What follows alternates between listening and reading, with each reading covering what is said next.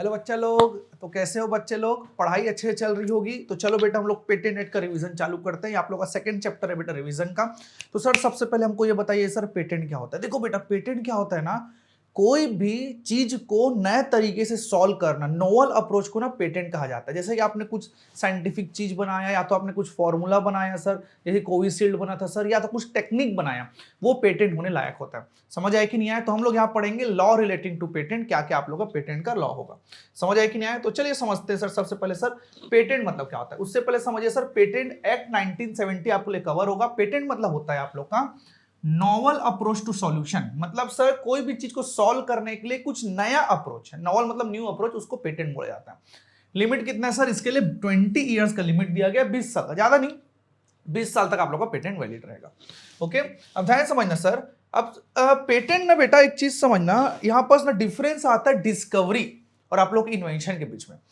सिर्फ और सिर्फ मियर डिस्कवरी ना बेटा पेटेनेबल नहीं कर सकते आप लोग। जैसे कि ना मैंने ना कुछ जमीन की खुदाई की, मेरे को ना खजाना मिला, ये डिस्कवरी है, ये पेटेंट नहीं हो सकता। लेकिन इन्वेंशन क्या है? आपने कुछ चीज की, ऐसे चीज की खोज की जो मार्केट दुनिया में एग्जिस्ट ही नहीं करता नेचर में, उसी को आप इन्वेंशन बोलोगे, वही पेटेंट हो सकता है।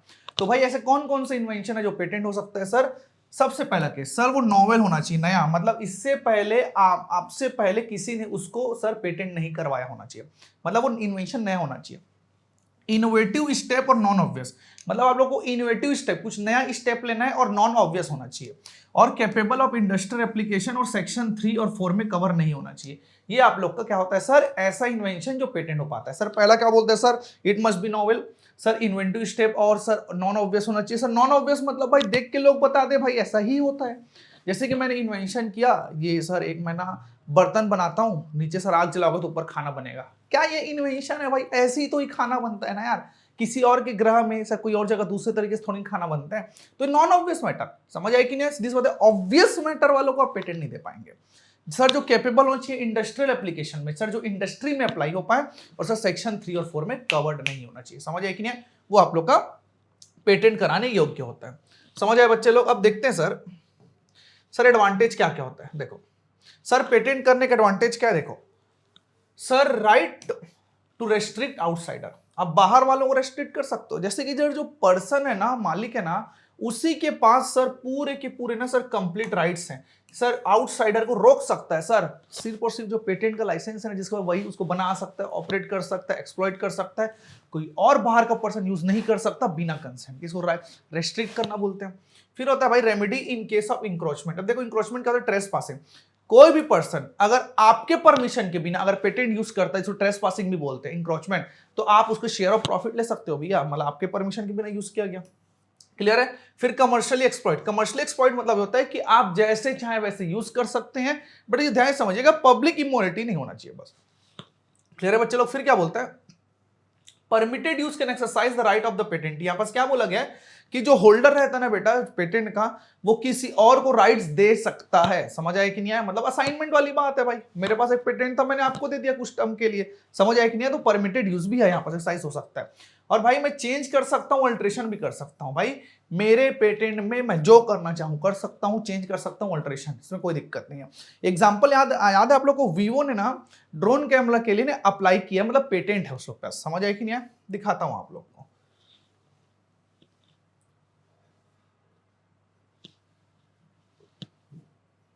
देखते हैं सर। दिस वन देखिए, वीवो ने ना सर सीरीज बात है पेटेंट कराया है दिसंबर में, सर दिसंबर 2020 में, sir drone on a phone. समझ आए कि नहीं सर? फोन में ड्रोन के उसने पेटेंट फाइल कराया, ये पेटेंट है। वीवो के छोड़ कोई और पर्सन ना इसको यूज नहीं कर सकता। अगर यूज करना है तो भाई उसे कंसेंट लेना पड़ेगा, जिसको असाइनमेंट बोला जाता है। क्लियर है बच्चे लोग? चलिए देन आगे बढ़ते हैं। ठीक है सर, ये हो गया, आप लोग का एडवांटेज भी पढ़ लिए।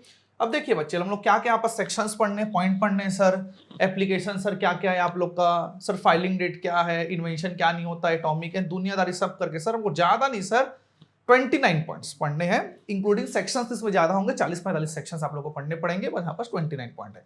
क्लियर है कि नहीं बच्चे लोग? ठीक है।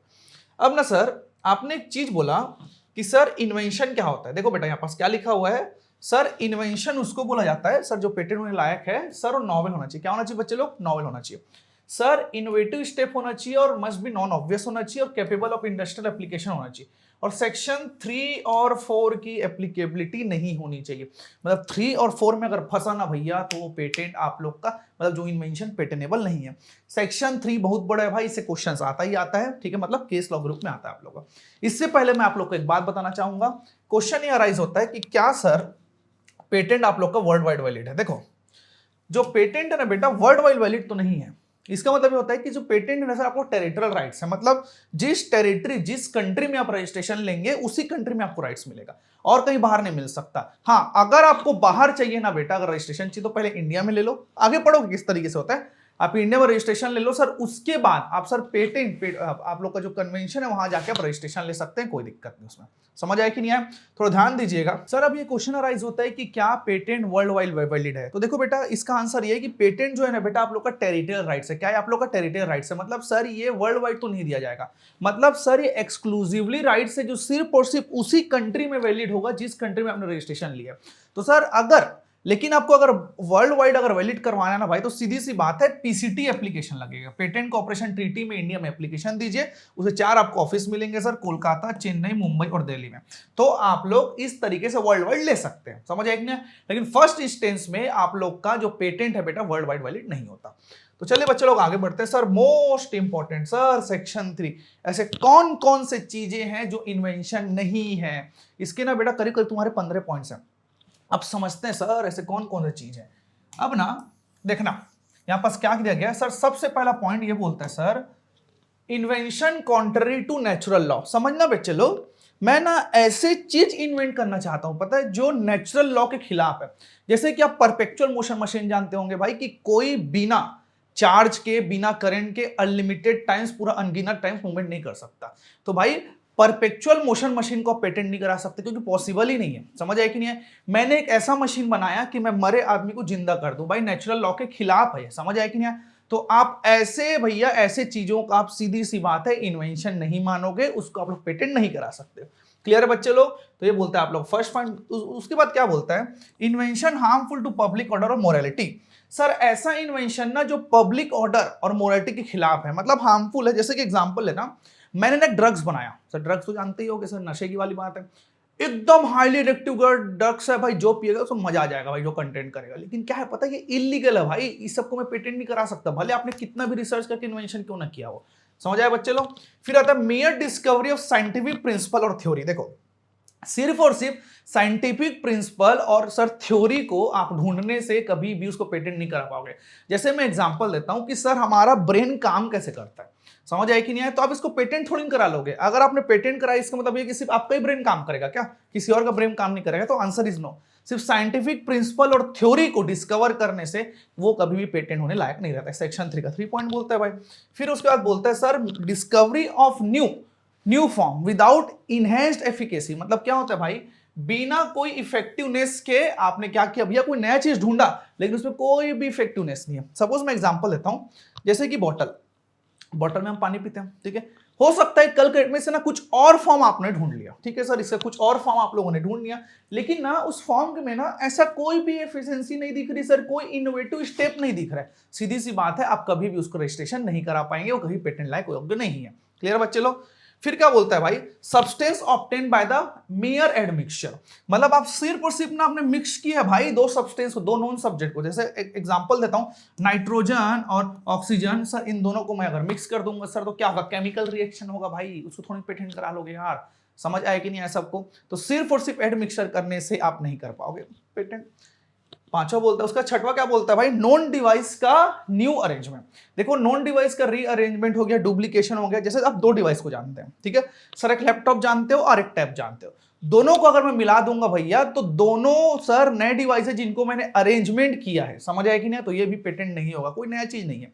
या तो भाई मेथड ऑफ एग्रीकल्चर या तो हॉर्टिकल्चर, कोई भी एग्रीकल्चर का मेथड है, प्रोडक्शन का कोई तरीका है, कोई भी चीज है, प्रोटेक्शन ऑफ द प्लांट हो गया, पेस्ट हो गया, इन्फेक्शन हो गया, जो भी चीज है वो कभी भी आप पेटेंट नहीं करा पाओगे। उसके बाद बोलते हैं sir medical and surgical treatment process.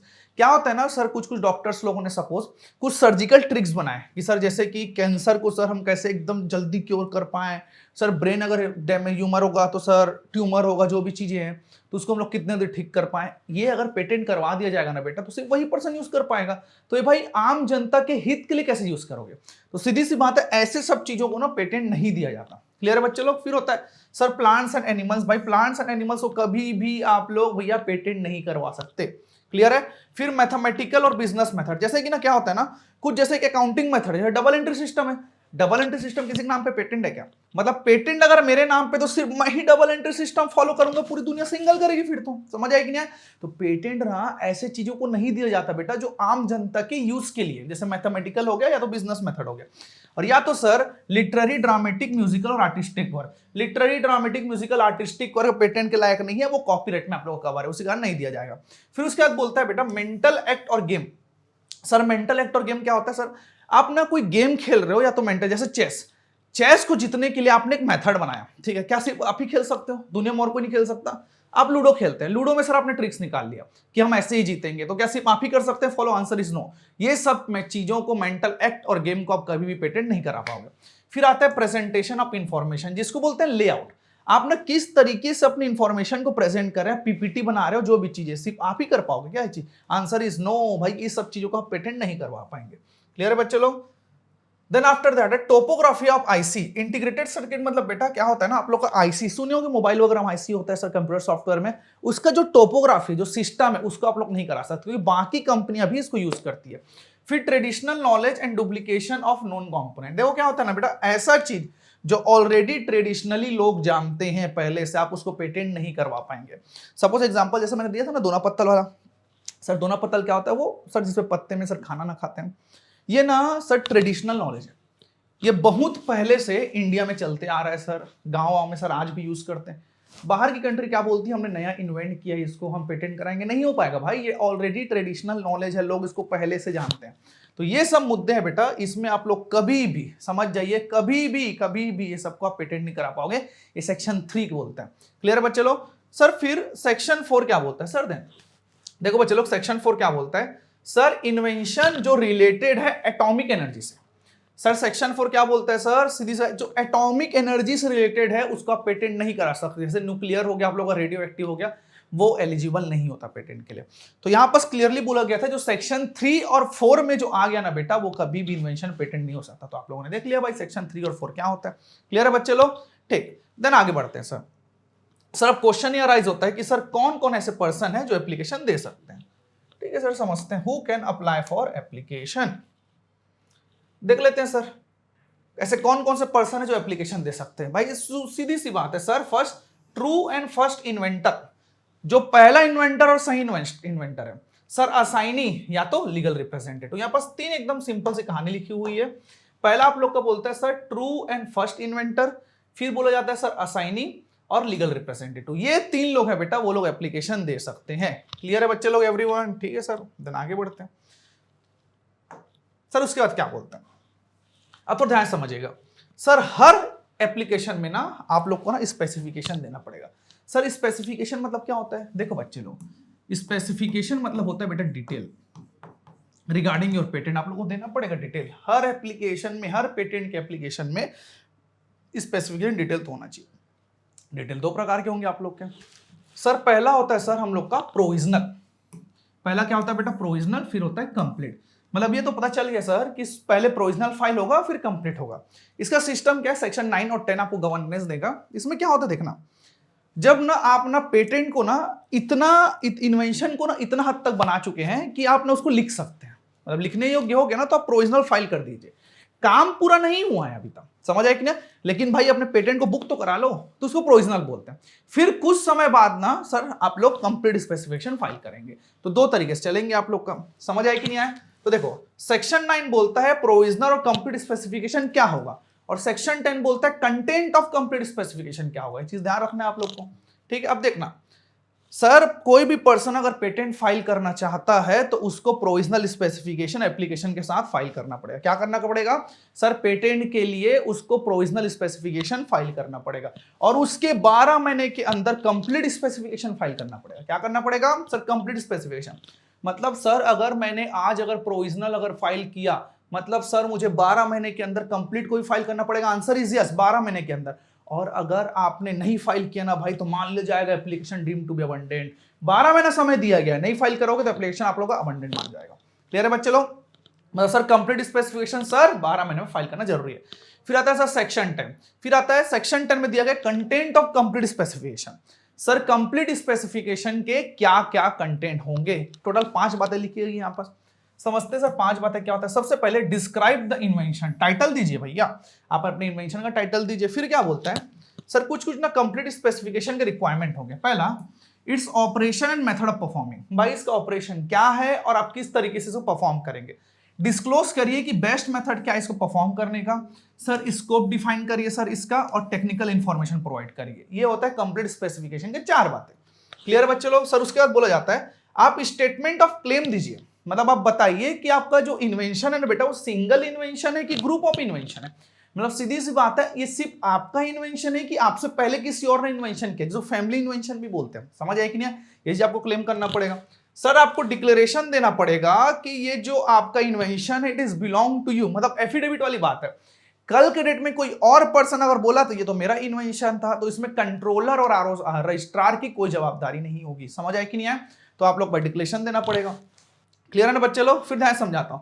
और अगर आपको डेवलपमेंट करना है सर, या तो एडिशन, जिसको पेटेंट फॉर एडिशन करना है, तो उस केस में आप लोग को कुछ प्रिस्क्राइब फॉर्म में सर देना पड़ेगा चीजों को। समझ आया कि नहीं आया बेटा? तो ये प्रोविजनल और कंप्लीट कहानी होती है। मतलब सर सीधी सी बात है, प्रोविजनल सर हम शुरू में फाइल करेंगे, सर बेसिक डिटेल जाएगा जब आप लिखने के योग्य हो जाएंगे। मतलब ना आप लिख सकते हो ना तब प्रोविजनल फाइल करें। कंप्लीट नहीं हुआ है काम को, कंप्लीट स्पेसिफिकेशन में ना पूरे कंप्लीट डिटेल दिया जाता है। सर प्रोविजनल स्पेसिफिकेशन शुरू में फाइल होता है, sir complete specification within 12 months from the date of the provisional specification file होता है। और अगर आप फाइल नहीं करते 12 महीने में तो क्या होगा बच्चे लोग? Shall be deemed to be, बोलिए बोलिए, अबंडेंट हो जाएगा, अबंडेंट हो जाएगा। क्लियर है कि नहीं सबको? एवरीवन। अब सर कंटेंट क्या होगा, कंटेंट आप लोगों को पता चल गया होगा। क्लियर बच्चे लोग? चलो आगे बढ़ते हैं। Sir then general process of patent application. मतलब सर पेटेंट अगर आप लोग अप्लाई करना है तो सर क्या क्या प्रोसेस है जो हमें फॉलो करना पड़ेगा, ध्यान समझना। सबसे पहले ना सर हमको एप्लीकेशन फाइल करना पड़ेगा। ऑब्वियसली बात है भाई, एप्लीकेशन सर कहां होगा? सेक्शन 9 और 10 में गवर्नेंस मिलेगा आप लोग। क्लियर है? सर पब्लिकेशन, सर 18 महीने के बाद पब्लिकेशन होगा सेक्शन 11A में। सर एग्जामिनेशन के लिए रिक्वेस्ट करोगे 11B में। सर एग्जामिनेशन होगा 12 में। सर इन्वेस्टिगेशन होगा 13 में।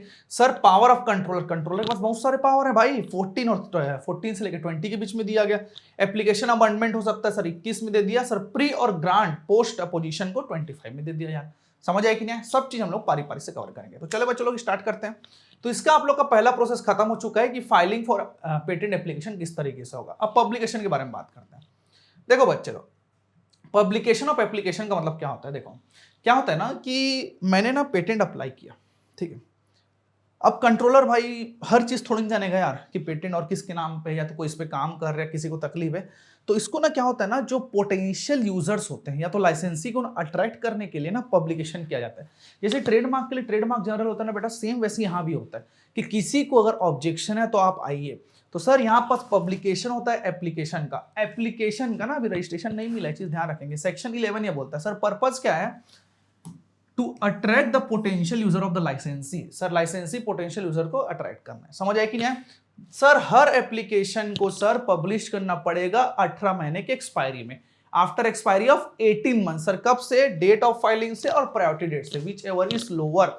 अब ध्यान समझना, हर एप्लीकेशन को सर पब्लिश करना पड़ेगा सर 18 महीने के बाद। समझ आए? After expiry 18 month. सर कहां से? डेट ऑफ फाइलिंग, जिस दिन फाइल किया आप लोग, या तो priority date, whichever is lower. Sir priority date क्या होता है? आपके फैमिली में, फैमिली इन्वेंशन ना, आपके परिवार नहीं, ऐसे परिवार वाली बात नहीं कर रहे। मतलब जैसा आपने इन्वेंशन फाइल किया था ना बेटा, वैसे ही सेम आपसे पहले किसी और ने फाइल किया और सामने वाले को अभी तक रजिस्ट्रेशन नहीं मिला है, वो आप लोग का ग्रुप या तो फैमिली इन्वेंशन में आता है। तो priority date whichever is lower से आप लोग का 18 महीना काउंट होगा और पब्लिश कर दिया जाएगा। क्लियर है बच्चे लोग? ध्यान समझिएगा। सर देन आफ्टर दैट क्या होता है? सर ऐसे कौन कौन से एप्लीकेशन है जिसको पब्लिश नहीं किया जाएगा? सर यहां पर तो समझ लेंगे पब्लिश करना पड़ेगा 18 महीने में, लेकिन सर कौन कौन से एप्लीकेशन है जिसको पब्लिश नहीं करना है? देखो सर पहला बोलते हैं सीक्रेसी डायरेक्शन। भाई सीक्रेसी डायरेक्शन कुछ कुछ चीज सीक्रेट रखना पड़ता है सर, और डिफेंस वाली बात है। सेक्शन 35 को आप लोग को भैया पब्लिश नहीं करना है, या तो भाई अबंडेंट हो गया एप्लीकेशन, भाई 12 महीने वाला, अगर कंप्लीट स्पेसिफिकेशन फाइल नहीं की हो तो भाई उस केस में क्यों कंट्रोलर भाई एडवर्टाइज करेगा, पब्लिश करेगा? समझ आया कि नहीं है सर? या तो एप्लीकेशन को आपने विड्रॉ कर लिया 3 मंथ्स प्रायर टू 18 मंथ्स, समझना 18 महीने बाद पब्लिश होगा, 18 महीने से 3 महीना पहले तक अगर आपने उसको विड्रॉ कर दिया तो आपका एप्लीकेशन पब्लिश नहीं किया जाएगा। क्लियर है बच्चे लोग? एवरीवन ठीक। फिर आता है 11B। अब ध्यान समझना 11B क्या बोलता है, अगर आपको अपने एप्लीकेशन को, अपने रजिस्ट्रेशन प्रोसेस को अगर एग्जामिनेशन करवाना है तो आपको रिक्वेस्ट फाइल करना पड़ेगा। 11B सर ये क्या तरीका है भाई, एक तो मैं एप्लीकेशन फाइल करूं, मैं ही रिक्वेस्ट करूं? हाँ भाई यहाँ आपको रिक्वेस्ट फाइल करना पड़ेगा। अगर आपने रिक्वेस्ट फाइल नहीं किया तो प्रोसेस आगे नहीं बढ़ सकता आप लोग। क्लियर है बच्चे लोग? ध्यान समझिएगा sir, no application for patent shall be examined unless request has been filed by the applicant और इंटरेस्टेड पर्सन। समझ आए कि नहीं? सर कोई भी एप्लीकेशन पेटेंट एग्जामिन नहीं किया जाएगा जब तक आप रिक्वेस्ट फाइल नहीं करते। या तो एप्लीकेंट कर सकता है या तो इंटरेस्टेड पर्सन भी कर सकता है। समझ आए कि नहीं? और अगर आपने सर रिक्वेस्ट फाइल नहीं किया सही समय में तो मान लिया जाएगा कि एप्लीकेशन विड्रॉ हो गया है, कोई किसने भी एप्लीकेंट ने एप्लीकेशन को विड्रॉ कर दिया है। क्लियर है बच्चे लोग? ठीक है सर, फिर आगे बढ़ते हैं। सर फिर एग्जामिनेशन ऑफ एप्लीकेशन। सर अब एप्लीकेशन का एग्जामिनेशन करेंगे। सर देखो एप्लीकेशन का ना बेटा एग्जामिनेशन तभी होगा जब आप ना सर सेक्शन 11B में ना रिक्वेस्ट फाइल करोगे। अभी पढ़ा आप लोगों ने। सर कौन देगा? या तो सर एप्लीकेंट या तो सर इंटरेस्टेड पर्सन देना पड़ेगा, नहीं दोगे तो विड्रॉन मान लिया जाएगा। तो sir only when request file under section 11B तभी आप लोग का होगा। अब ध्यान समझना सर एप्लीकेशन किसके पास है? बोलो बोलो। कंट्रोलर के पास है। कंट्रोलर ना छोटा मोटा काम थोड़ी ना करता है भाई, वो बड़ा काम करेगा। तो वो फॉरवर्ड करेगा सर किसको? एग्जामिनर को फॉरवर्ड करेगा। एग्जामिनर रिपोर्ट बना के सबमिट करेगा सर किसको? कंट्रोलर को। समझ आए कि नहीं? सर फॉरवर्ड क्या क्या चीज होगा है समझिएगा। सर जो एप्लीकेशन आया, सर स्पेसिफिकेशन याद है ना, प्रोविजनल और कंप्लीट स्पेसिफिकेशन और अदर डॉक्यूमेंट जो जो चीज आए वो एग्जामिनर को देगा। एग्जामिनर सर उसका रिपोर्ट बनाए कंट्रोलर को देगा। समझ आए कि नहीं? अब भाई मैटर क्या क्या रहेंगे उसमें, ध्यान समझाता हूं। जो एप्लीकेशन है सर, जो स्पेसिफिकेशन है और सर जो डॉक्यूमेंट है एज पर द एक्ट और रूल्स होने चाहिए। मतलब अगर छोटी मोटी गलती है ना तो उसको एग्जामिनर ठीक करेगा। Sir lawful grant of the objection, अगर कोई ऑब्जेक्शन है भैया तो उसको लॉफुली देखेगा। सर क्या इन्वेस्टिगेशन करने की जरूरत है सेक्शन 13 में, ये भी ये मैटर यहां पर क्लियर किया जाएगा। और अदर मैटर एस मी प्रिस्क्राइब। मतलब सर आप ये बोलना चाह रहे हैं क्या एग्जामिनेशन के लिए अगर आप रिक्वेस्ट फाइल करो तभी जाएगा? हाँ बच्चे लोग, रिक्वेस्ट फाइल करना पड़ेगा। कंट्रोलर ना सर एप्लीकेशन स्पेसिफिकेशन और डॉक्यूमेंट को फॉरवर्ड करेगा। किसको फॉरवर्ड करेगा? एग्जामिनर को। एग्जामिनर ने ये सब मैटर में बात करेगा जो डॉक्यूमेंट आया है वो एज पर द एक्ट और रूल है कि नहीं है सर, लॉफुल ऑब्जेक्शन है कोई, और क्या इन्वेस्टिगेशन करना पड़ सकता है सेक्शन 13 में, इस चीज को भी डील करेगा। क्लियर है बच्चे लोग? फिर ध्यान समझाता हूं मैं।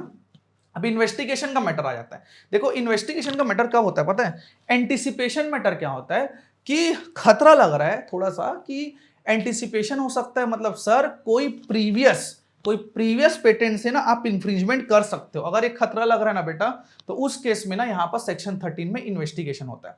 तो sir when application is not new और novel as it is already disclosed to the public before application. समझ आए कि नहीं आया? तो ध्यान समझाता हूं मैं। मतलब सर अगर एग्जामिनर को ये चीज पता चल गया कि आपके एप्लीकेशन देने से पहले ही वो पब्लिक में डिस्क्लोज हो चुका है तो भाई इन्वेस्टिगेशन का मैटर आएगा किसका मेन चीज है।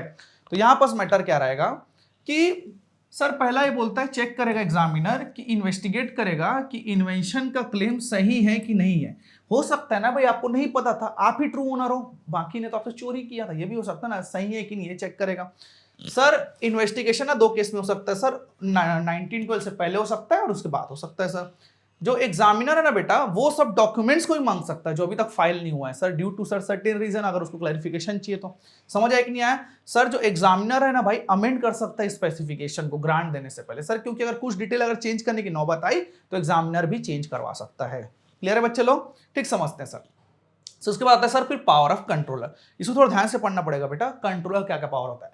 यहां तक ना सेक्शन 13 तक सब जो आप लोग एप्लीकेशन एग्जामिनर तक सब डील हो रहा था। अब आया कंट्रोलर। अब ना सबसे पहला होता है कंसिडरेशन ऑफ रिपोर्ट। अब ना रिपोर्ट किसने सबमिट किया? एग्जामिनर ने सबमिट किया कंट्रोलर को, और कंट्रोलर ना रिपोर्ट को कंसिडर करेगा। समझ आए कि नहीं? अब देखना यहां से वो रिजेक्ट भी कर सकता है सर, सेक्शन 15 में दिया गया पावर टू रिफ्यूज और अमेंड, मतलब एग्जामिनर भी कर सकता है ये भी कर सकता है कंट्रोलर। क्लियर बच्चे लोग? सर एप्लीकेशन का डिवीजन कर सकता है सर, डेटिंग कर सकता है, पोस्ट डेटिंग कर सकता है सर, एंटीसिपेशन कर सकता है, इन्फ्रिंजमेंट भी कर सकता है और सब्स्टिट्यूशन भी कर सकता है एप्लीकेशन का। तो चले बच्चे लोग, अब पावर ऑफ कंट्रोलर को हम लोग थोड़ा स्टडी मेट से देखते हैं। अब ध्यान समझिएगा सर क्या क्या पावर होता है। सर पहला बोलता है सर सेक्शन 14 ऊपर दिया हुआ है, वो आप लोग का बोलता है सर कि रिपोर्ट को कंसिडर करेगा। सर सीधी सी बात है, ये बोलते हैं sir consideration of report by the examiner by the controller, अगर कुछ भी सर एडवर्स चीज आए तो चेक करना पड़ेगा। सर रिफ्यूज कर सकता है, सर अमेंड कर सकता है एप्लीकेशन को, सर रिफ्यूज भी कर सकता है, अमेंड भी कर सकता है जैसे उसको जरूरत पड़े। सर ऑर्डर दे सकता है सर डिवीजन ऑफ एप्लीकेशन में। सर डिवीजन ऑफ एप्लीकेशन क्या होता है सर, हमको समझ नहीं आया। देखो बेटा क्या होता है ना, जब सेम मतलब एक एप्लीकेशन में ना एक से ज्यादा अगर इन्वेंशन दिखते ना बेटा, तो डिवाइड करना को डिवीजन ऑफ एप्लीकेशन बोला जाता है। समझ आए कि नहीं आया? फिर क्या बोलता है भाई, डेटिंग कर सकते हैं एप्लीकेशन को, कंट्रोलर अपने मर्जी से पोस्ट डेटिंग कर सकता है एप्लीकेशन को सर, 6 महीने से ज्यादा नहीं होना चाहिए, और जो पोस्ट डेटिंग है बेटा चाहे तो अंडर सेक्शन 15 भी हो सकता है आपको। क्लियर है? तो ध्यान समझिएगा सर, कंट्रोलर जो है ना बेटा एंटीसिपेशन का काम कर सकता है। एंटीसिपेशन मतलब सर कोई भी अगर इन्वेस्टिगेशन का अगर मामला आ रहा है इन्फ्रिंजमेंट का, तो यहाँ पास कंट्रोलर भी कर सकता है, सेक्शन 18 बोलता है। फिर सेक्शन 19 क्या बोलता है, पोटेंशियल इन्फ्रिंजमेंट। देखो पोटेंशियल इन्फ्रिंजमेंट को समझना, इसका मतलब क्या होता है पता है, आप ना जिस पर्सन को पेटेंट का रजिस्ट्रेशन दे रहे हो वो इन्फ्रिंजमेंट तो नहीं कर रहे हैं, लेकिन चांसेस हैं कि आगे जाके इन्फ्रिंजमेंट कर सकता है किसी और पेटेंट को। समझ आए कि नहीं आए? तो सब्सटेंशियल रिस्क है, तो आप ध्यान समझना, if invention in respect of which application has been made can not be perform without substantial risk of infringement of other patent. मतलब आप ना उस पेटेंट को ना परफॉर्म नहीं कर सकते बिना किसी और पेटेंट को रिस्क में डाले, तो वो सेक्शन 19 में आएगा। तो उस केस में आप लोग को रेफरेंस नंबर देना पड़ेगा जिस आप पेटेंट का भैया यहाँ पर इंफ्रिंजमेंट करने वाले हो। समझ आए कि नहीं आया? लेकिन सर ऐसे कौन कौन से केस हैं जिसमें आप लोग को सर सीधी सी बात है कि दूसरे पेटेंट का रेफरेंस नहीं देना पड़ेगा। तो ध्यान समझना सर, सबसे पहले क्या बोलता है कि however no such reference is required, the applicant show to the satisfaction of controller that there are reasonable ground for the contesting the validity of said claim of the other patent। मतलब सीधी सी बात है, मतलब जो applicant है उसके पास reasonable ground है कि मैं ऐसा क्यों कर रहा हूं, उसके पास सब चीज सही प्रूफ है भाई। कंप्लीट स्पेसिफिकेशन सर अमेंड कर दिया कंट्रोलर ने, मतलब कंट्रोलर ने ना वो चीज चेंज कर दिया जो इन्फ्रिंजमेंट होने वाला है सर। या तो सर अनदर पेटेंट ने रेफरेंस डिलीट कर दिया, जो दूसरा पेटेंट था ना जिसका हम इन्फ्रिंजमेंट कर रहे थे उसने डिलीट कर दिया यार, तो हो सकता है आप लोग का। या तो दूसरा पेटेंट सर रिवोक हो गया सर, या sir other patent cease to be in force, मतलब अदर पेटेंट अब लॉ में इन्फोर्स ही नहीं हुआ, मतलब टाइम एक्सपायर हो गया। या तो अदर पेटेंट ने ना सर अमेंड कर दिया sir by deletion of the claim, जो क्लेम है सर उसको डिलीट कर दिया गया। या तो कंट्रोलर कोर्ट ने डिक्लेयर कर दिया कि अदर पेटेंट इनवैलिड है। मतलब सीधी सी बात है, आपका ठीक नहीं हो रहा तो भाई सामने वाला खराब हो गया। समझ आए कि नहीं? तो इस केस में पोटेंशियल इन्फ्रिंजमेंट से आप बच सकते हैं। सर यहाँ पर सब्स्टिट्यूशन भी कर सकता है सर अगर चाहिए तो। सब कब कब केस में सर, असाइनमेंट केस में हो सकता है, जॉइंट एप्लीकेंट में केस में हो सकता है, और तो डिस्प्यूट केस में यहाँ पर कंट्रोलर के पास पावर है कि सब्स्टिट्यूशन कर सकता है। क्लियर बच्चे लोग? चले बच्चे लोग अब आगे बढ़ते हैं। अब सर यहां पास दिया गया है सब्स्टिट्यूशन हो गया, ठीक है। अब बात करते हैं अमेंडमेंट ऑफ पेटेंट। देखो बेटा पेटेंट आप लोग कब अमेंडमेंट होगा, देखो एप्लीकेशन को डीम टू बी अमेंडमेंट माना जाएगा अगर आप कंप्लीट स्पेसिफिकेशन 12 महीने के अंदर फाइल नहीं करते। अभी आप लोगों ने पढ़ा सर, ये दिया हुआ है सर सेक्शन 21 में कि आपको 12 महीने के अंदर कंप्लीट स्पेसिफिकेशन फाइल करना पड़ेगा। एक डेट आप लोग पढ़े हो सर, कब से सर, प्रोविजनल और कंप्लीट स्पेसिफिकेशन, मतलब सेक्शन 9 बोलूंगा यहाँ पास, सेक्शन 9 के बाद आप लोगों को 12 महीने का समय दिया जाता है कि कंप्लीट स्पेसिफिकेशन फाइल करिए सेक्शन 10 का। नहीं कर पाएंगे तो सर अमेंडमेंट माना जाएगा, या तो फाइलिंग ऑफ फर्स्ट ऑब्जेक्शन, अगर आपको ऑब्जेक्शन मिल गया तो वहां से आप लोग को 12 महीना उतने दिन में आपको फाइल करना है। अगर आप नहीं करते हो बेटा तो अमेंडमेंट मान लिया जाएगा। क्लियर है कि नहीं? सर क्या इसमें एक्सटेंशन मिल सकता है? देखो बेटा अगर केस हाई कोर्ट में अगर पेंडिंग है तो सर फर्दर एक्सटेंशन 12 महीने का दिया जा सकता है। अगर पेंडिंग नहीं है तो 12 महीना प्लस 12 महीना, मतलब पहला केस ये बोलता है कि जब तक हाई कोर्ट में केस चलेगा उसके बाद 12 महीना, और हाई कोर्ट में अगर केस पेंडिंग नहीं है तो 12 महीना नॉर्मली चलता है, फिर उसके बाद प्लस 12 महीना, मतलब टोटल 24 महीना का आपको मिल सकता है पीरियड। क्लियर है बच्चे लोग? फिर अब समझते हैं sir provision for secrecy, important है बच्चे लोग, समझिएगा। सीक्रेसी क्या होता है ना, ये सीक्रेसी अभी आप लोगों ने पढ़ा, जो सेक्शन 35 में जो चीजें अट्रैक्ट होती है उसको पब्लिश भी नहीं करना होता। सीक्रेसी मतलब कॉन्फिडेंशियल सीक्रेट सर, मतलब ओनली फॉर डिफेंस पर्पस। कौन सा पर्पस सर? जो डिफेंस पर्पस के लिए सेक्शन 35 बोलता है सर, जो सिर्फ और सिर्फ डिफेंस पर्पस के लिए है उसको आपको सर सीक्रेसी डायरेक्शन में लाना पड़ेगा, उसको आप पब्लिश नहीं करोगे। समझ आए कि ना? लेकिन सर सीक्रेसी डायरेक्शन ना रिवोक हो सकता है। सर कब रिवोक हो सकता है? अगर ना वो प्रिजुडिशियल टू डिफेंस ऑफ इंडिया, मतलब इंडिया के डिफेंस के लिए हित में काम नहीं कर रहा है, या तो भाई वो पब्लिश ऑलरेडी आउटसाइड इंडिया हो चुका है। दो केसेस ध्यान समझिएगा, इंडिया के भले के लिए काम नहीं हो रहा है ऑफ डिफेंस, और सर या तो सर ऑलरेडी पब्लिश हो चुका है आउटसाइड इंडिया, तो इस केस में आपका जो सीक्रेसी डायरेक्शन है वो रिवोक हो सकता है।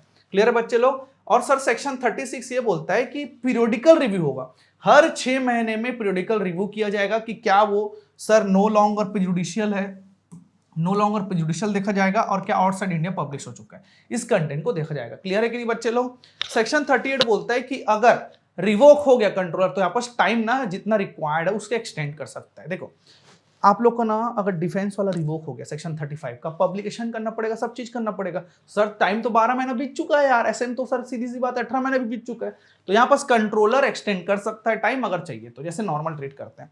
क्लियर है बच्चे लोग। फिर ध्यान समझना सेक्शन 40 क्या बोलता है आप लोग का, अगर आप 35 और 39 का अगर कंट्रावेंस करते हो, समझ आएगी ना, सेक्शन 35 39 कंट्रावेंस करते हो तो एप्लीकेशन अबंडेंट मान लिया जाएगा, अब अबंडेंट मान लिया जाएगा, और अगर आप लोग को रजिस्ट्रेशन मिल चुका है तो उसको रिवोक मान लिया जाएगा। समझ आएगी नहीं, मतलब 35 और 39 कंट्रावेंस अगर आपने किया गलती से भी तो एक चीज समझना, अबंडमेंट मान लिया जाएगा एप्लीकेशन को। समझ आए कि नहीं आए। और अगर एप्लीकेशन अगर आपको रजिस्ट्रेशन मिल चुका है तो रिवोक मान लिया जाएगा। क्लियर बच्चे लोग। ध्यान समझिएगा, रिस्ट्रिक्शन ऑन पब्लिकेशन क्या होता है ना कि अगर आपने एप्लीकेशन दिया और मैटर अगर आप लोग का सीक्रेसी डायरेक्शन का है तो सेक्शन 148 में ना 43 में सॉरी दिया गया है कि 18 महीने तक वेट करो। समझ आएगी ना, 18 महीने तक इसको पब्लिश मत करो जब तक हम मैटर को डिसाइड नहीं कर लेते। सर कहां से सर, अप टू 18 मंथ्स हो गया तो प्रायोरिटी डेट ऑफ क्लेम हो गया या तो ओपन फॉर पब्लिक इंस्पेक्शन, ऐसा केस में भी। क्लियर है बच्चे लोग। फिर आगे बढ़ते हैं। अब सेक्शन 39 क्या बोलता है भाई, अभी आप लोगों ने देखा जिसमें पेनाल्टी लगता है। अब देखो सेक्शन 39 क्या बोलता है ना कि रेसिडेंट को ना आउटसाइड इंडिया ना बेटा पेटेंट के लिए अप्लाई नहीं करना है। सर आप क्या बोल रहे हो, पेटेंट के लिए अप्लाई नहीं करना, अभी तो आप पढ़ाए थे ना सर पीसीटी होता है। रुक जाओ बेटा रुक जाओ, यहां पास क्या है पता है, अप्लाई कर सकते हो लेकिन बिना परमिशन के नहीं कर सकते यार। समझ आए कि नहीं आए। अगर आपको पेटेंट का एप्लीकेशन अगर आउटसाइड इंडिया अगर अप्लाई करना है तो भाई कंट्रोलर से रिटर्न कंसेंट लगेगा। Can apply only if return consent from the controller, और अगर ऐसा भी नहीं हो पा रहा है तो भाई इंडिया में पहले एप्लीकेशन दो, at least 6 weeks before apply in India. India में अप्लाई करो उसके 6 हफ्ते बाद अप्लाई कर देना, कोई दिक्कत नहीं, ताकि वो इंडिया का ओरिजिन रहे। क्लियर है कि नहीं बच्चे लोग। और डिफेंस और एटॉमिक एनर्जी से अगर रिलेटेड है तो सेंट्रल गवर्नमेंट से परमिशन लगेगा आप लोग को। भाई इंडिया में डिफेंस आप बनाए हो, इंडिया के लिए काम करना चाहिए ना, तुम जाके बाहर रजिस्ट्रेशन ले लो यार। समझ आए कि नहीं आए। तो डिफेंस और एटॉमिक एनर्जी के लिए सेंट्रल गवर्नमेंट से कंसेंट लेना पड़ेगा। समझ आए कि नहीं। और सेक्शन 39 एप्लीकेबल नहीं होगा अगर आप लोग का एप्लीकेशन ऐसे इन्वेंशन पे है जो आउटसाइड इंडिया सर ऑलरेडी कोई नॉन रेजिडेंट ने फाइल कर दिया। समझ आए कि नहीं बच्चे लोग। तो इस केस में सेक्शन 39 आप लोग के लिए एप्लीकेबल नहीं होगा। देन आगे बढ़ते हैं बच्चे लोग। अब फिर ना एक चीज समझाता हूं, क्या होता है ना कि सर हमारा पेटेंट कब तक वैलिड रहता है सर, एक प्रिस्क्राइब टाइम है सर जो 20 साल होता है। और अगर सर अगर हम उसको रिस्टोर नहीं किए, रिस्टोर करना होता है, अगर रिस्टोर नहीं किए ना तो सर लैप्स पेटेंट का क्या रिस्टोरेशन हो सकता है वापस से, क्या रिन्यूअल हो सकता है, वो कहानी बेटा सेक्शन 60 और 61 में दिया गया। तो टाइम लिमिट एंड एप्लीकेंट के बारे में समझते हैं। देखो सर टाइम जो है ना सर विद इन 18 मंथ्स, 18 महीने के अंदर आप लोग को रिस्टोरेशन के लिए अप्लाई कर देना। और केस सिर्फ और सिर्फ क्या हो सकता है बेटा, नॉन पेमेंट। आप ये नहीं बोल सकते कि मैं भूल गया यार, काम में बिजी था, मैं एकदम याद नहीं था, नहीं नहीं नहीं, only for the non payment of the renewal fees. Renewal fees का नॉन पेमेंट होता है तभी आप लोग को सर रिस्टोरेशन दिया जाएगा। तो सर एप्लीकेंट कौन कौन हो सकते हैं सर, पेटेंटी खुद हो सकता है, लीगल हेयर्स हो सकते हैं, जॉइंट होल्डर हो सकते हैं। With in 18 months only for non payment of the renewal fees. समझ आए कि नहीं। इतना ही काफी नहीं है बेटा, एप्लीकेशन दोगे ना कंट्रोलर को तो कंट्रोलर को ना सेटिस्फाई करना पड़ेगा अपने आप को, ये जो हुआ है ना वो अनइंटेंशनल है, जानबूझ के अगर पता चल गया ना जानबूझ के क्यों तो नहीं दिया जाएगा आपको, भाई दूसरे को मौका दिया जाएगा। क्लियर कि नहीं बच्चे लोग। तो सर जो एप्लीकेशन कंट्रोलर को दोगे सर वो अनइंटेंशनल सेटिस्फाई करेगा, सर उसको फिर एडवर्टाइज करेगा ऑफिशियल गैजेट में, और अपोज सर 2 महीने तक देखा जाएगा कि किसी ने अगर अपोज किया तो उसको भी चेक किया जाएगा। तो लेफ्ट पेटेंट कहानी होती है। क्लियर बच्चे लोग। देन आगे बढ़ते हैं। फिर आता है बेटा आप लोग का surrender of patent. Sir surrender of patent मतलब क्या, मैं खुद से पेटेंट को सरेंडर कर सकता हूं? हाँ भाई हो सकता है कि तुम दुनिया जी ले यार, अब तुमको पेटेंट नहीं रखने के बहुत सारे ऑब्लिगेशन होता है। कंट्रोलर को नोटिस दीजिए सर, कोई भी समय दीजिए, ये वॉलंटरी एक्ट है, कंपलसरी नहीं है। एडवर्टीजमेंट कराएंगे, ऑब्जेक्शन ना आएगा। सर मैं ना एक चीज समझ नहीं पा रहा हूं, मैं ना पेटेंट जब लेता हूं ना तब भी ऑब्जेक्शन होता है यार, पब्लिश किया जाता है, रिस्टोरेशन तो भी ऑब्जेक्शन, मेरा पेटेंट मैं कुछ भी करूं, मैं सरेंडर कर रहा हूं फिर भी क्यों ऑब्जेक्शन? देखो भाई तुम्हारा पेटेंट ना बेटा बाकी लोग के लिए इंटरेस्टेड पर्सन का काम भी हो सकता है, बाकी लोग आप में इंटरेस्टेड पार्टी हो सकते हैं, स्टेक होल्डर्स। अगर आपके पेटेंट ना होने से किसी और को तकलीफ हुआ तो आपके एम्प्लॉय हो सकते हैं, आपके शेयर होल्डर हो सकते हैं, कोई भी हो सकता है। समझ आए कि नहीं आए? तो इस केस में ऑब्जेक्शन भी इनवाइट किया जाता है सरेंडर में।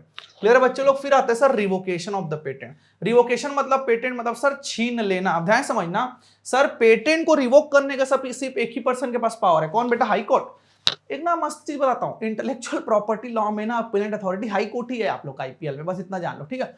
तो सर रिवोक होगा हाई कोर्ट में। हाई कोर्ट में लेकिन पिटीशन फाइल करना पड़ेगा। क्या करना पड़ेगा बच्चे लोग? Petition file. इन्फ्रिंजमेंट का वो भी कोई इंटरेस्टेड पर्सन कर सकता है या तो सेंट्रल गवर्नमेंट, दो पर्सन, इंटरेस्टेड पर्सन या सेंट्रल गवर्नमेंट इन्फ्रिंजमेंट का केस फाइल करेगा, तब हाई कोर्ट कहीं जाके रिवोट करेगा। मैंडेटरी नहीं है ना, हाई कोर्ट को कोई नहीं बोल सकता कि तेरे को करना है मतलब करना है भाई, वो उसके ऊपर है, करना चाहता है नहीं करना चाहता। क्लियर है कि नहीं सर? कौन कौन से ग्राउंड हो सकते हैं? एकदम सिंपल सर ऑलरेडी अगर क्लेम हो गया, रॉन्गफुल ग्रांट हो गया, इन्वेंशन नहीं है, इन्वेंटिव स्टेप नहीं है, यूजलेस इन्वेंशन है, ऑब्वियस इन्वेंशन है, सर स्पेसिफिकेशन सही नहीं है, पेटेनेबल नहीं है, कंट्रोवेंस कर दिया, ये नॉर्मल सी बात है। इस केस में आप रिवोक कर सकते हैं पेटेंट को। समझ आए कि नहीं आया? फिर आता है बेटा जनरल प्रिंसिपल ऑफ एप्लीकेबल या तो applicability of working of patent. क्या बोलता है ना, एक ना प्रिंसिपल बनाया गया कि आप पेटेंट अगर ले रहे हो ना बेटा, ये सब चीज को फॉलो करना पड़ेगा। देखो सबसे पहले क्या होता है पता है, अगर आपको ना पेटेंट मिल रहा है ना बेटा, तो उसको होर्डिंग और एक्सप्लॉइटेशन के लिए नहीं दिया गया। मतलब दुनिया को मत दिखाओ कि मेरे को पेटेंट मिल गया, होर्डिंग आप पेपर में छपवा रहे हो, नहीं भैया, पब्लिक के हित के लिए दिया जाता है ये सब चीजें। आप एक्सप्लॉइट मत करो। जैसे कि आपको पेटेंट मिला किसी चीज का, मार्केट में ना उसका लायक 1 लाख है, तुम बेच रहे हो उसको 50 लाख में, कौन खरीदेगा यार उसको? समझ आए कि नहीं है? जैसे वीवो को ड्रोन कैमरे का पेटेंट मिला है, कितने बिकना चाहिए? 5 लाख मैक्सिमम टू मैक्सिमम। आप ना 1 करोड़ रुपए प्राइस रखे हो, चलो उसका कौन खरीदेगा भाई? आप तो एक्सप्लॉइट करना चाह रहे हो ना, आप तो खुद ना बना पा रहे हो ना बेच पा रहे हो, और दूसरे को ही मना कर रहे हो यार ऐसे में, तो क्योंकि आपके पास पेटेंट है तो कोई और नहीं कर पाएगा। तो सर ये वर्किंग प्रिंसिपल्स में आएगा, तो ध्यान समझिएगा। सर जनरल प्रिंसिपल क्या बोलता है, इसलिए दिया गया क्योंकि हम इंकरेज करना चाहते हैं इन्वेंशंस को इंडिया में इंकरेज करना चाहते हैं। सर ऐसे वर्क करिए कि कमर्शियली वर्क करना है आपको, सर हम इंजॉय नहीं करने देंगे आप लोग को मोनोपोली। फिर बोला जाता है सर प्रमोट करेंगे टेक्निकल इन्वेंशन को, सर प्रोटेक्ट करना है पब्लिक हेल्थ को और न्यूट्रिशन को, समझ आए कि नहीं, और बेनिफिट देना वो भी अफोर्डेबल प्राइस में। ये आप लोग का जनरल प्रिंसिपल्स होता है पेटेंट का। क्लियर है बच्चे लोग? एवरीवन ठीक। अब कंपल्सरी लाइसेंस, ये थोड़ा इंपॉर्टेंट है। अब एक्चुअली होता क्या है ना, कंपल्सरी लाइसेंस की कहानी समझाता हूं। अब लेट्स टेक एग्जांपल, ठीक है? सपोज ना एक पर्सन ए है, ठीक है? इसके पास पेटेंट है। क्या है इसके पास? पेटेंट है। और ये जो मिस्टर बी है, इसको ना इसका लाइसेंस चाहिए। मतलब लाइसेंस चाहिए कि मैं भी सर काम करना चाहता हूं। उसने सर अच्छा खासा एफर्ट लगाया, उसको लाइसेंस नहीं मिल पा रहा, तो इस केस में ना कंट्रोलर मदद करेगा उसका। समझ आए कि नहीं? हाँ, लेकिन पहले ना मिस्टर बी को ए से बात करना पड़ेगा भैया। ए अगर रिजनेबल टाइम में अगर नहीं देगा ना, तो बी को कंपलसरी लाइसेंस प्रोवाइड किया जा सकता है कुछ कुछ सर्कमटेंसेस में। कंपलसरी लाइसेंस मतलब भाई बिना ओनर से बात किए कंट्रोलर किसी और पर्सन को दे सकता है। अच्छा ऐसा सर? हाँ भाई, गवर्नमेंट के पास बहुत पावर है। क्लियर है कि नहीं? अब लाइन को थोड़ा ध्यान समझना। सेक्शन 84 क्या बोलता है? It allows to a third party to use patent product और process without the permission of patent owner in exchange of fees. मतलब सर थर्ड पार्टी को अलाउ किया जाता है कि आप पेटेंट प्रोडक्ट और प्रोसेस को बिना पेटेंट के ओनर के परमिशन के भी यूज कर सकते हैं। हाँ, बस पैसा दे देना भाई कंट्रोल को। समझ आए कि नहीं आया? सर एग्जांपल जैसे पब्लिक इंटरेस्ट या इमरजेंसी केस होता है, जैसे कोविड आ गया था ना, कोविड-19, तो इमरजेंसी हुआ, तो यहाँ पर कुछ पेटेंट वेटेंट नहीं देखा गया, सबको परमिशन दे दीजिए, करिए करिए करिए, या तो पब्लिक इंटरेस्ट का केस हो सकता है आप लोग का। समझ आए कि नहीं आया? लेकिन ध्यान समझना, after expiry of 3 years from the date of grant of patent. लेकिन भैया उसको तीन साल तो समय दो यार। समझ आए कि नहीं? 3 साल एक्सपायर होगा, उसी के बाद कंपल्सरी लाइसेंस दिया जाएगा। अब ऐसा नहीं होगा कि आज ही दिया गया सर, उसको ग्रांट दिया गया रजिस्ट्रेशन, अगले दिन आप फिर से उसको कंपल्सरी लाइसेंस दे दिए किसी और पर्सन को, नहीं चलेगा ये चीज। 3 साल का एक्सपायर होना बहुत ज्यादा जरूरी है। सर ग्राउंड क्या क्या हो सकता है? सर पहला, रीजनेबल रिक्वायरमेंट फुलफिल नहीं कर पा रहे हो आप लोग, जिस कंडीशन के कारण आपको पेटेंट दिया गया था आप वो फुलफिल नहीं कर पा रहे हो, या तो भाई सर पब्लिक को अवेलेबल नहीं है सर रीजनेबल प्राइस में। हमने बताया ना सर, वीवो 1 करोड़ में बेच रहे हैं सर अपने ड्रोन का, क्या कौन लेगा भाई? रीजनेबल प्राइस, मार्केट में थोड़ा सा दया भावना दिखाओ। समझ आएगी नहीं? या तो जो पेटेंटेड इन्वेंशन है टेरिटरी ऑफ इंडिया में काम नहीं कर रहे। 3 आप लोगों के केस है, सर रीजनेबल रिक्वायरमेंट आप फुलफिल नहीं कर पा रहे हो, या तो सर पब्लिक को ना रीजनेबल प्राइस में नहीं दिया गया, या तो पेटेंटेड इन्वेंशन ना सर टेरिटरी ऑफ इंडिया में काम नहीं कर पा रहे। क्लियर है कि बच्चे लोग? ठीक। अब समझते हैं सर कौन अप्लाई कर सकता है? सर कोई भी पर्सन इसको अप्लाई कर सकता है, चाहे वो पेटेंट एक्ट में ऑलरेडी कोई लाइसेंस होल्ड करता हो। ये चीज समझ जाइए ना, जैसे कि मैं अगर कोई ऑलरेडी दूसरा लाइसेंस अगर होल्ड करता हूं पेटेंट एक्ट में, तो भी मैं अप्लाई कर सकता हूं पेटेंट के लिए, कंपलसरी लाइसेंस के लिए। समझ आया कि नहीं? कंपलसरी लाइसेंस वो भी पेटेंट एक्ट का। क्लियर है बच्चे लोग? लेकिन रिक्वायरमेंट क्या है भाई? पहले एफर्ट ना आप लोगों को पेटेंटी के लिए जाना है। मतलब ऐसा नहीं है डायरेक्ट कंट्रोलर के पास चल जाए, भैया भैया मेरे को रेस्ट्रिक्शन चाहिए, कंपलसरी रेस्ट्रिक्शन नहीं, पहले जाइए पेटेंटी से बात करिए। भाई अगर पेटेंट अगर लाइसेंस दे दे, पेटेंटी अगर लाइसेंस दे देगा तो क्यों कंट्रोलर बीच में आएगा? कंपलसरी के लिए आप असाइनमेंट करवा लीजिए ना। क्यों चाहते हैं आप लोग कि भाई कंट्रोलर बीच में? तो पहले एफर्ट लगाइए पेटेंटी को, पेटेंटी से बात करिए। सर पेटेंटी अगर रीजनेबल पीरियड जो 6 महीना है अगर आपको नहीं देता, भाई बहुत आपने कोशिश किया और ऊपर वाले कुछ भी अगर केस होता है तो उस केस में कंपलसरी लाइसेंस प्रोवाइड किया जा सकता है। क्लियर है बच्चे लोग? ठीक, देन आगे बढ़ते हैं। सर अब रिलेटेड पेटेंट कॉन्सेप्ट क्या होता है? देखो सेक्शन 91 ना एकदम सिंपल है, लेकिन समझना तुम लोग। मैं ना एक प्रोडक्ट मेरे पास रजिस्टर्ड है, ठीक है, वही पोटेंशियल इंफ्रिंजमेंट वाली कहानी है। मेरे पास रजिस्टर्ड है लेकिन ना मैं उसको यूज नहीं कर पा रहा हूं। कारण अगर मैं उसको यूज करना चालू कर दिया ना तो किसी और प्रोडक्ट का इंफ्रिंजमेंट हो रहा है, और अगर मैंने इंफ्रिंजमेंट किया तो वो मेरे को केस फाइल कर देगा। इसको बोलते हैं रिलेटेड पेटेंट। मतलब when patentee cannot use effectively its own patent because rights of other patent affected। मतलब जब पेटेंटी ना बेटा खुद के पेटेंट को ना इफेक्टिवली यूज नहीं कर पा रहे क्योंकि दूसरे के राइट्स इफेक्ट हो जाएंगे, तो उस केस में रिलेटेड पेटेंट का सेक्शन 91 क्या बोलता है समझिएगा।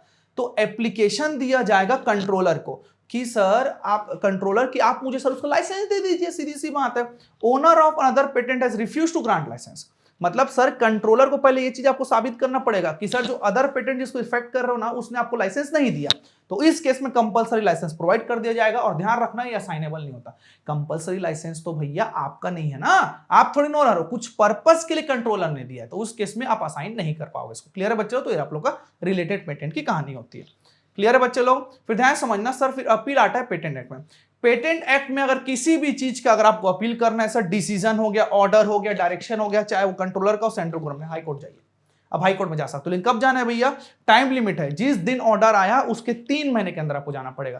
तो 117 एक क्लियर से बोलता है अगर आपको अपील करना है इस एक्ट में, जो चीज कंट्रोलर ने बोला या तो सेंट्रल गवर्नमेंट ने बोला, कोई डिसीजन है, ऑर्डर है, डायरेक्शन है, तो आप हाई कोर्ट में जाके अपील कर सकते हो। लेकिन टाइम लिमिट क्या रहेगा बच्चे लोग? बोलिए बोलिए। 3 महीने, जिस दिन ऑर्डर आया उसके 3 महीने।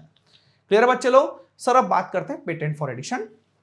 इसको हम लोग कवर करेंगे आप लोग के स्टडी मेट से। देखो बच्चे लोग क्या होता है ना, एक बार ना मैंने ना पेटेंट फाइल तो कर दिया, ठीक है, लेकिन क्या पेटेंट में इंप्रूवमेंट नहीं लग सकता क्या? क्यों नहीं हो सकता भाई? ऐसा है क्या जो मैं 10 साल पहले पेटेंट किया तो उसमें कुछ इंप्रूवमेंट नहीं हो सकता, कुछ इनोवेशन नहीं हो सकता? हो सकता है ना भाई, क्यों नहीं हो सकता? तो इस केस में पेटेंट फॉर एडिशन फाइल किया जाता है। पेटेंट फॉर एडिशन जो है ना बेटा आप लोग का इंप्रूवमेंट और मॉडिफिकेशन के लिए फाइल किया जाता है ऐसे इन्वेंशन का जो ऑलरेडी आपने अप्लाई कर दिया या ग्रांट हो गया। ध्यान समझना, उस पेटेंट के लिए दिया जाता है इंप्रूवमेंट और मॉडिफिकेशन सर जो जिसके लिए आपने ऑलरेडी अप्लाई किया है या तो ग्रांट हो चुका है। मतलब सर ग्रांट होना जरूरी नहीं, आपने अप्लाई किया है ना तो भी फॉर पेटेंट फॉर एडिशन दे सकते हो। समझ आए कि नहीं? तो ध्यान समझिएगा सर, पेटेंट फॉर एडिशन आप लोग को तभी दिया जाएगा जब आप लोग को एक्चुअल में पेटेंट ग्रांट होगा। मतलब अगर पेटेंट ही अगर रिजेक्ट हो गया ना तो बेटा पेटेंट फॉर एडिशन मिलेगा ही नहीं आप लोग को। भले आप ग्रांट से पहले कर सकते हो लेकिन एप्लीकेशन के बाद ही करना पड़ेगा। क्लियर है बच्चे लोग? अब ध्यान समझना, a patent of addition shall not be granted before the grant of the patent for the main invention. Main invention का पहले आप लोग को ग्रांट मिलना चाहिए तभी पेटेंट फॉर एडिशन मिला जाएगा। सर टर्म क्या होता है सर पेटेंट फॉर एडिशन के लिए? जितना आप लोग का एक्चुअल ओरिजिनल पेटेंट का वैलिडिटी है उतना आप लोग का पेटेंट फॉर एडिशन के लिए रहेगा। समझ आए कि नहीं है सर? लेकिन एक केस है, अगर ओरिजिनल पेटेंट अगर रिवोक हो जाता है आप लोग को सर किसी भी केस में, तो ना जो आप लोग का पेटेंट फॉर एडिशन है ना उसको इंडिपेंडेंट पेटेंट आप ट्रीट कर सकते हो, कोई दिक्कत नहीं, अलग पेटेंट ट्रीट कर सकते हो। और जो वैलिड रहेगा ना unexpired term of original patent, जितना ओरिजिनल पेटेंट का अनएक्सपायर्ड टर्म था उतने के लिए वो वैलिड रहेगा। क्लियर है बच्चे लोग? अब ध्यान समझना, यहां पास कोई रिन्यूअल फीस नहीं लगेगा पेटेंट फॉर एडिशन के लिए। ये आप लोग को दिया गया है सेक्शन 54 में। क्लियर है बच्चे लोग? चलिए फिर समझते हैं। अब ना बेटा एक चीज समझाता हूं, अगर आपने इंटेलेक्चुअल प्रॉपर्टी लॉ पढ़ रहे हो ना 40 मार्क का, ये आप लोग इकोनॉमिक्स से अटैच है, मैं बोलूंगा इंटेलेक्चुअल प्रॉपर्टी लॉ के जितने भी चैप्टर्स हैं अच्छे से पढ़ लो। 3 चैप्टर्स तो मैंडेटरी है भाई आप लोग के। कौन कौन से सर? ट्रेडमार्क एक्ट, कॉपीराइट और पेटेंट। इससे तो क्वेश्चन आएंगे। मैं ये नहीं बोलता कि डिजाइन और सर ज्योग्राफिकल इंडिकेशन से नहीं आएंगे, वो एकदम इजी है भाई, 5 से 10 पेज का चैप्टर है, कवर हो जाएगा, उसको भी हम लोग कवर करेंगे। लेकिन ना ये सबको ज्यादा ध्यान रखना, 40 नंबर में सब फंस सकते हैं, आप लोग के पेपर में ऑप्शन आते हैं, लेकिन ऐसा नहीं है कि एक चैप्टर छोड़ देगा। ऑप्शन भाई इस तरीके से आते हैं कि तुम लोग को भाई सब चीज तो पढ़ना ही पड़ेगा। क्लियर है बच्चे लोग? तो यहां से मैं आप लोग का पेटेंट का रिवीजन खत्म करता हूं। बने रहिए यूट्यूब चैनल में। अगर आपको कुछ भी क्वेरी और डाउट होता है तो आप कमेंट कर सकते हैं। आपको अगर मेरा कॉन्टेक्ट नंबर चाहिए और फर्दर आपके करियर में अगर मदद चाहिए, इवन काउंसलिंग चाहिए, तो आप एक्सेल एजुकेशन इंस्टीट्यूट में कांटेक्ट करके पर्सनल वर्चस्व सर का आप नंबर मांग सकते हैं, आप मेरे से कांटेक्ट कर सकते हैं। Thank you so much.